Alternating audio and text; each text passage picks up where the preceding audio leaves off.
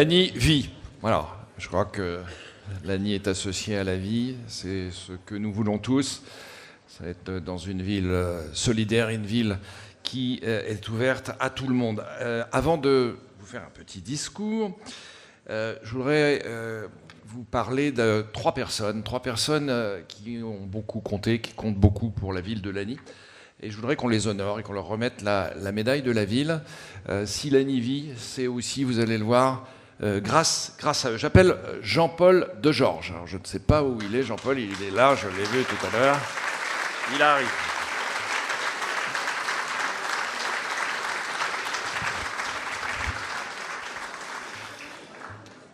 Il vient de nous rejoindre, Jean-Paul. Alors déjà, on partage un prénom. Oui, bien sur la scène.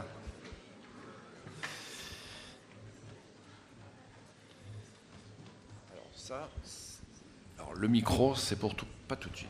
C'est moi déjà qui vais parler. Bon, Jean-Paul est un ami, Jean-Paul est un voisin aussi, et Jean-Paul partage un excellent prénom. Mais c'est pas pour ça que tu es ici.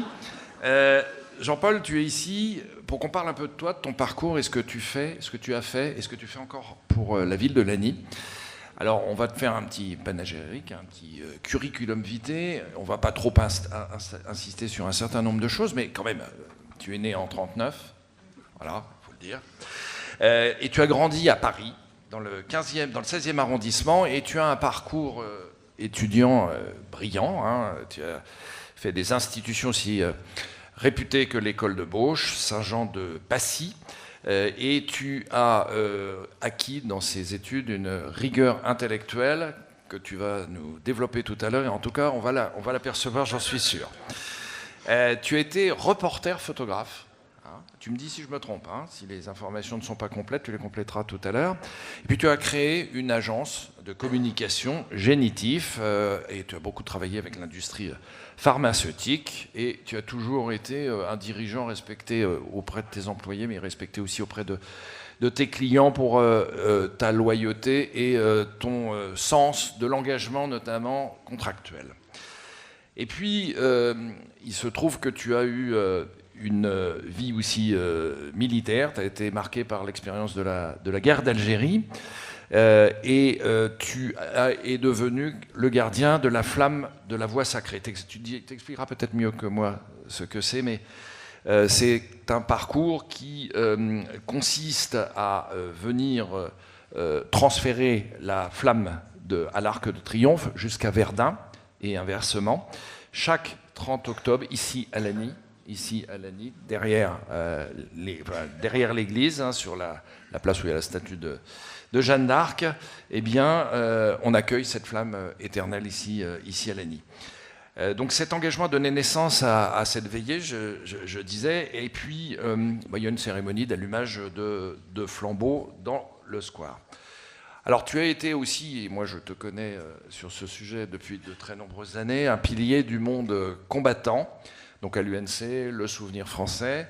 Et puis, alors, je ne vais pas tout citer, tu vas en reparler si tu le souhaites, mais tu as été aussi président du comité d'entrante. C'est une tâche difficile, complexe, tu le diras un petit mot, mais qu'on a toujours parfaitement réussi ici à Lagny grâce à toi. Et puis, tu as toujours été très très proche de la reconnaissance des anciens combattants, et là tu vas en dire un petit mot aussi, notamment au sujet de la transmission des drapeaux. Hein, c'est toi qui organises tout ça. Et puis du soutien aux familles également, desquelles tu es très très proche. Tu le fais en toute humilité et sans que ça se sache. Mais il faut quand même en dire un petit mot. Donc Jean-Paul, tu es un homme de constance, un regard de photographe, toujours aigu, et puis toujours très très présent dans le monde des anciens combattants. Je te remets donc la médaille de la ville. Merci.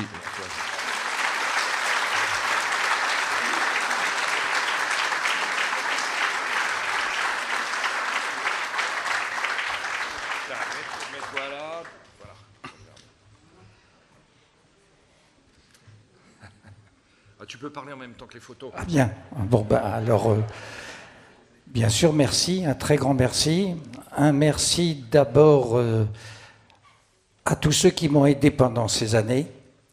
Je parlerai d'abord de la mairie parce que sans eux, rien ne se serait fait. Vous savez, lorsqu'on fait une commémoration, on envoie à tous les anciens combattants une petite carte d'invitation.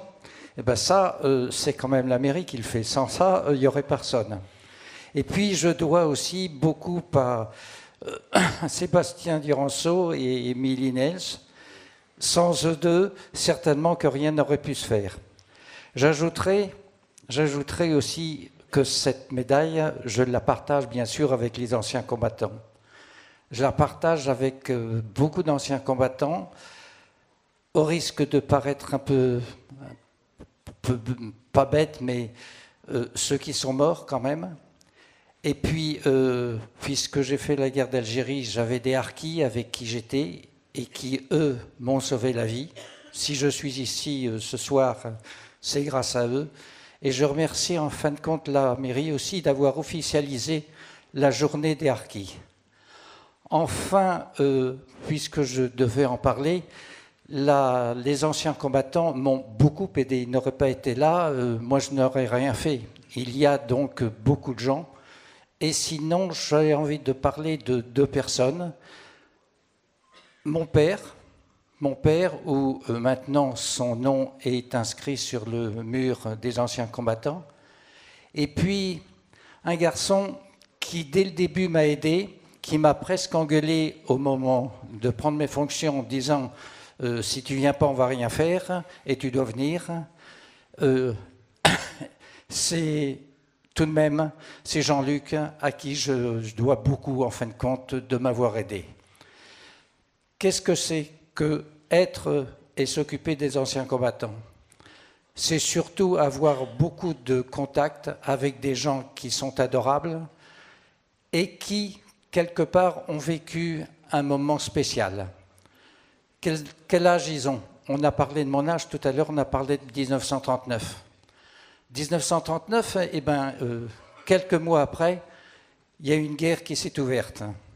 Je me souviens encore, moi, du moment des tickets. On était rationnés. Après, il y a eu la guerre d'Indochine. Après, tout de suite après, on a parlé de l'Algérie. Et alors qu'on avait, tout cela avait à peu près 19, 20, 21 ans, on les a appelés. Je me permets de le rappeler, ce ne sont pas des gens qui se sont engagés. Ils étaient à ce moment-là tous au seuil de leur moment intéressant. Quand on a 20 ans, on s'attend à tout, on croit à tout. Et il a fallu partir en Algérie pendant 2 ans. Ça n'a pas été tellement agréable.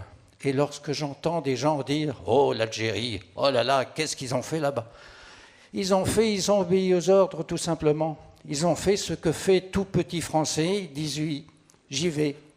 Et ils n'ont pas dit non, alors qu'ils pouvaient peut-être. Alors pour tout cela, je vous remercie infiniment d'abord de m'avoir écouté, parce que lorsqu'on est long, on attend, on a dit il va bientôt avoir fini. Je remercie monsieur le maire. Et très sincèrement, cette médaille, je la partage avec vous. Et encore merci.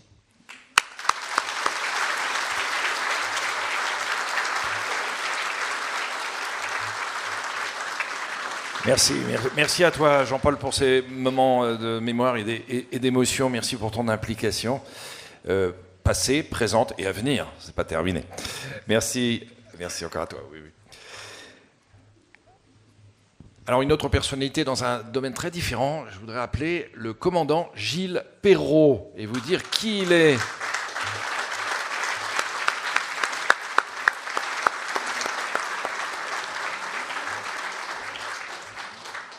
Bon, Gilles, il va falloir parler aussi bien que Jean-Paul, c'est le niveau, hein, le niveau est haut. Alors, Gilles Perrault, il est né en 63 à Calais. Il vient de prendre sa retraite il y a quelques mois maintenant. Il est marié, Véronique, il a deux filles et 5 petites filles. Ça ne chôme pas dans la famille Perrault. Son père, alors c'est une histoire de famille, hein, parce que votre père était déjà pompier en 1971. Il a été recruté ici même, à Lagny-sur-Marne. Il n'y restera pas très longtemps, il va aller sur Vers-sur-Marne. Donc vous avez déménagé avec votre papa, sans doute. En 1979, vous êtes devenu pompier volontaire. Alors, c'était pas pompier bénévole à l'époque, non? Ça s'appelait déjà volontaire. D'accord, très bien. Vous avez fait des études en électrotechnique et électrique, et puis vous avez un petit peu travaillé à l'extérieur pendant une année, mais vous avez tout de suite fait votre service militaire chez les pompiers en 80-82. Ensuite, vous êtes devenu pompier professionnel, voilà, dès le départ, en Seine-et-Marne. Hein. Je ne me trompe pas, vous avez toujours été en Seine-et-Marne, donc avec une formation initiale sur Ponto-Combo. Vous étiez promu très rapidement caporal. Et puis, tout de suite, vous avez, dans un premier temps, rejoint le centre de Lagny en tant que sergent. C'est bien ça? Vous corrigerez tout à l'heure s'il y a quelques petites inexactitudes. En 91, alors là, vous avez changé de caserne, vous êtes passé à Moissy-Cramayel et vous avez réussi un concours d'officier, de lieutenant, en 2000, qui vous a permis de rejoindre l'état-major à Melun. Une fois que vous avez terminé, je ne sais pas si c'était de la formation, enfin en tout cas ce n'était plus un métier opérationnel, vous êtes devenu chef de service, chef du centre de Brie-Contrebert, un gros centre en 2001.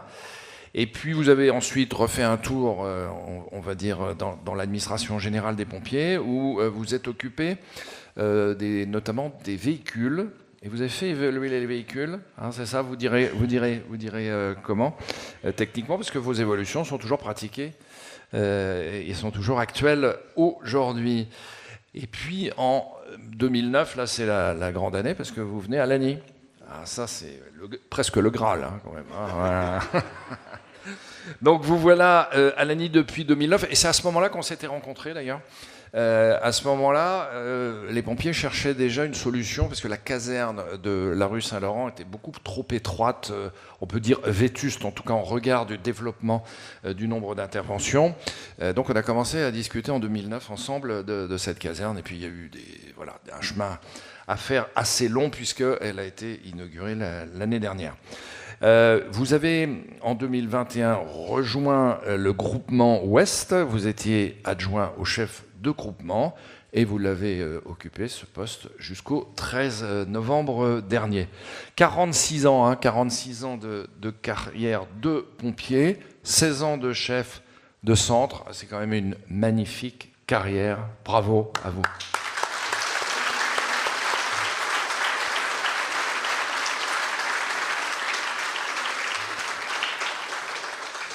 Alors, commandant Perrault, je vais vous remettre la médaille de la ville, parce que c'est votre ville de cœur. Et c'est pas terminé, parce qu'on m'a dit qu'on vous croisait très très souvent dans le centre-ville de Lagny en famille. Donc vous ne nous manquez pas, parce qu'on vous revoit. Et je vais vous laisser la parole, que vous disiez un mot, des précisions, ce que vous avez envie de dire. Je tiens la médaille. Alors, je ne savais pas que je devais prendre la parole, donc forcément pas de discours de prévu. Juste 2-3 petites rectifications, si je peux me permettre, monsieur le maire. Quand on passe officier, on reste opérationnel. Ah, oui, parce qu'on continue de prendre des gardes, et bien sûr, on continue de gérer des opérations plus importantes, certes, mais on reste opérationnel. Et donc, jusqu'au mon dernier jour, j'étais opérationnel, donc jusqu'au 12 novembre dernier. Voilà. Oui, Lagny, j'ai fait plusieurs passages quand j'étais petit, lorsque mon père est arrivé de Calais. Donc j'avais 8 ans quand on est arrivé ici. Ensuite, j'ai pris mon galon de sergent effectivement à Lagny, où j'ai fait 4 années. Et puis ensuite, ça m'a amené ailleurs. Et puis, lorsque le poste de chef de centre s'est retrouvé disponible, j'ai postulé en 2009 pour arriver donc de nouveau ici, où je me trouve très bien. C'est une commune que j'apprécie. Et effectivement, même maintenant en partie, j'habite du côté de Brie-Contrebert. Je réside là-bas, mais régulièrement, vous pouvez me croiser en ville. Effectivement, c'est une ville que j'apprécie. On y vient le dimanche se promener en bord de Marne, par exemple, ou quelques restaurants. Voilà. Donc on profite des bienfaits de Lagny. Voilà. J'ai beaucoup apprécié les contacts aussi avec la commune. Ils ont toujours été francs et courtois et toujours prêts à nous aider lorsqu'on en avait besoin dans l'organisation de plus ou moins d'événements, mais aussi lorsqu'on rencontrait quelques difficultés.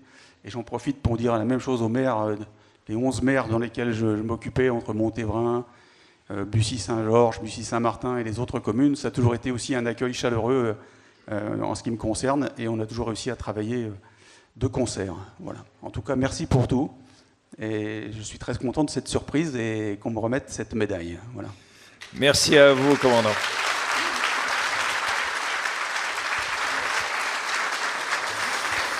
Merci beaucoup, Gilles. Une dernière personne à honorer dans un contexte un petit peu particulier, Michel Molina-Munoz. Il est par là, je l'ai vu tout à l'heure. Donc si vous voulez bien me rejoindre.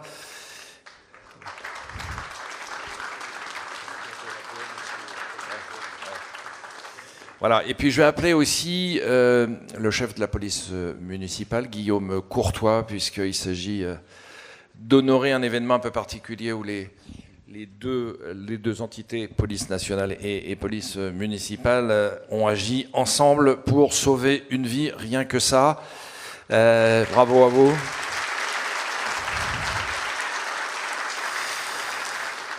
Alors je relate les faits qui sont extrêmement précis. Le 14 octobre, en fin d'après-midi, il y a un homme qui a chuté dans la Marne, à Lagny.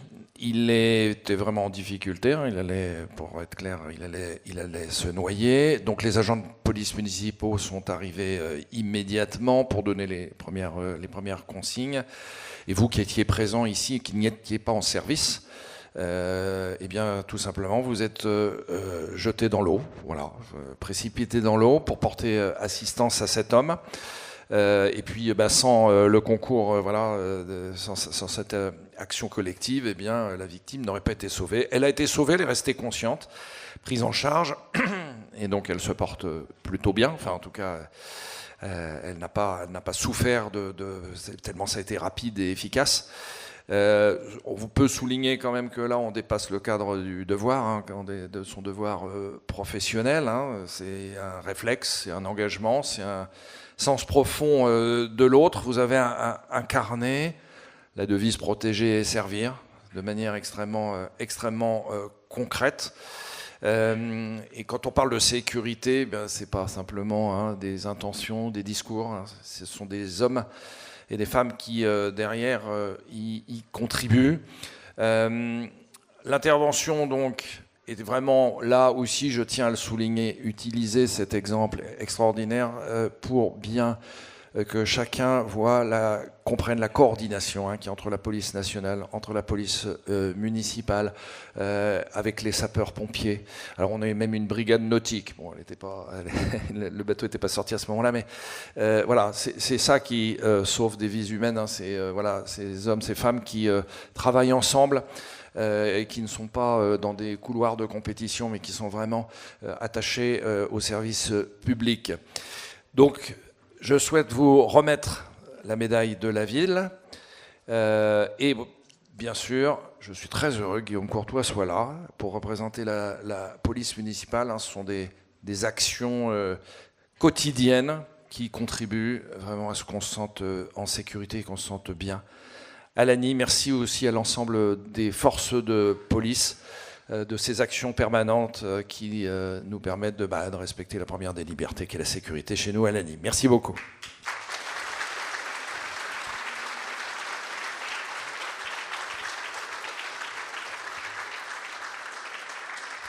Eh bien, c'est dire un petit mot. Avant tout, merci à tous. Ce qui est important pour moi aujourd'hui, c'est de donner une image de la police, de la gendarmerie, de la police municipale, qui ne sont pas que des méchants, comme on le voit souvent sur les réseaux sociaux. Derrière leur uniforme, on a des hommes, on a des femmes. On travaille en étroite collaboration. Et l'important, c'est d'être humain, chose que la police municipale, que les pompiers, que nous-mêmes essayons de démontrer au quotidien. Et si vous me permettez, monsieur le maire, cette médaille, je voudrais la transmettre à la nouvelle génération, à mon petit-fils.